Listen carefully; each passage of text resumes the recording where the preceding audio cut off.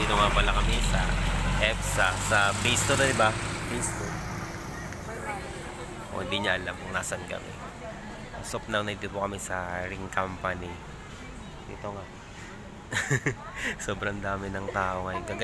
Kaganina dalawa lang kami naglalakad ngayon. Ang dami na namin. Hindi ko na mabilang. Gusto niyo makita yun. Tatlo na lang yung nakaupo doon kasi mainit. Then, umita nyo sa likuran yan. Ilan yun? Hindi ko mabilang. Then, yun nga. Habang nagbablog ako, nahihiya yung isa. Ayan. Makapal daw ang mukha nyo. Ilan na kami dito.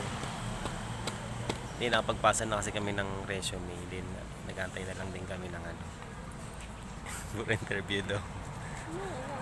At sinabi ko pa yung company, no?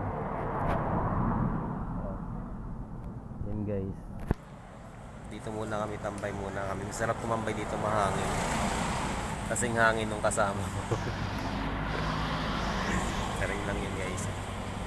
Hindi nga kasi balita kasi maganda daw dito. Yun nga. So ganun na ilang ano lang kami. Ilan lang kami dito kasi hanggang sa maraming bumaba dito. Yun nga, nagpasa sila ng mga resume. Kaya kung nakita nyo tong video na to, mag-apply na rin kayo dito. Habang wala pang yan, di pa na interview.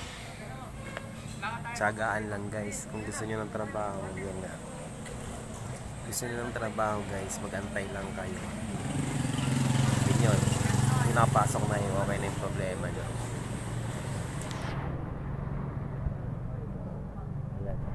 Ayaw nila tuloy na iya sila. Yan, isang company lang ina-apply namin dito.